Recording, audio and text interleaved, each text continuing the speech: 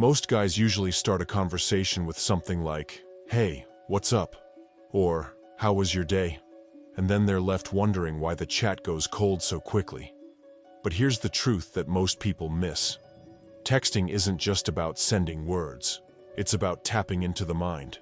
It's about creating emotional reactions, planting subtle thoughts, and making sure she's thinking about you, even when her phone isn't in her hand.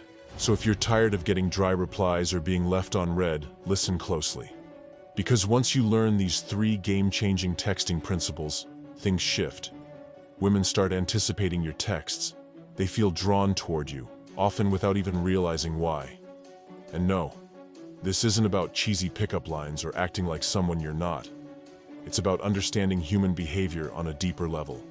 Stick with this till the end, and your entire approach to texting will transform. Let's get into the first principle, what I call the unfinished story method. Most men try way too hard. They think they need to impress with long texts, perfect grammar, or try to be super funny. But the real magic? It lies in not saying everything. When you leave something incomplete, it lingers in the mind. Think about it. Ever started a movie and didn't get to finish it? That itch stays. Or when a song gets cut off just before your favorite part? You remember it even more. That's called the Zeigarnik Effect. The mind naturally holds on to things that are left hanging. So instead of texting her, "You won't believe what happened today," and then explaining everything in one go, you say, "Something insane happened today, but I'll tell you later." Or say, "Guess who I ran into today, but I'll save it for when I see you." Now you've created curiosity. She starts thinking about it. You've planted a mental hook, and suddenly she's the one following up. Most guys give away too much too fast. They respond instantly, answer every question like they're in a job interview, and remove all mystery. This method flips that on its head. You become the one she's curious about. You're not chasing, you're being chased. And this works in person too. If she asks what you do for fun, don't give her a detailed breakdown.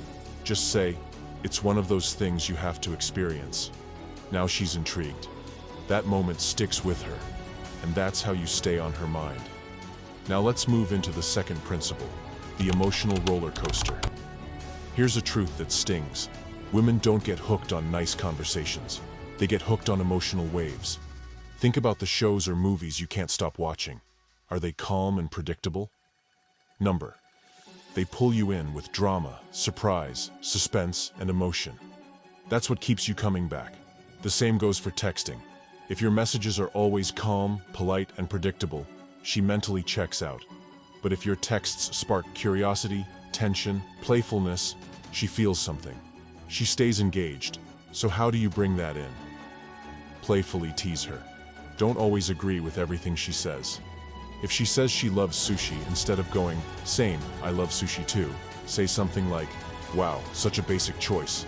I expected you to be more wild than that." Now she's reacting. She's invested. She wants to defend herself. That's how connection builds, through shared emotional moments. And don't text like a bot. Skip the same good morning texts every single day. Be unpredictable. Maybe you go silent for a bit. Then later, drop in with, "Just saw something that reminded me of you," still deciding if that's a good thing or not. Or instead of saying, "I miss you, try this. Walked past this tiny cafe today. It smelled exactly like your perfume. Kind of freaked me out." Now she's not just reading your message.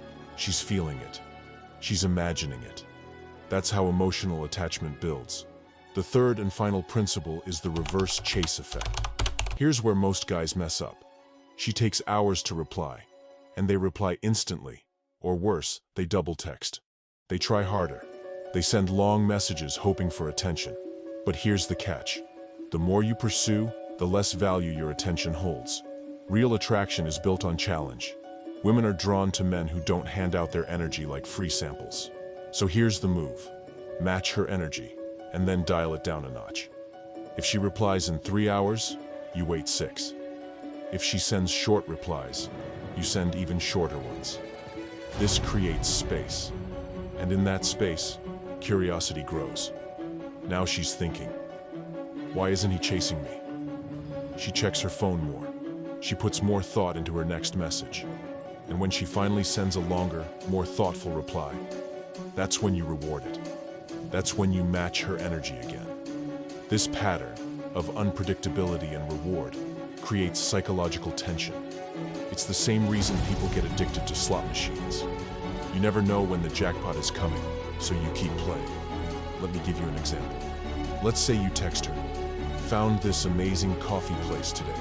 You'd totally love it." She replies 5 hours later with, "Oh, nice. What's it called?" Most guys would respond instantly. You wait. Then say, "Forgot the name. But the espresso was on another level." You didn't chase. You didn't try to impress. But you stayed present, and you stayed in control.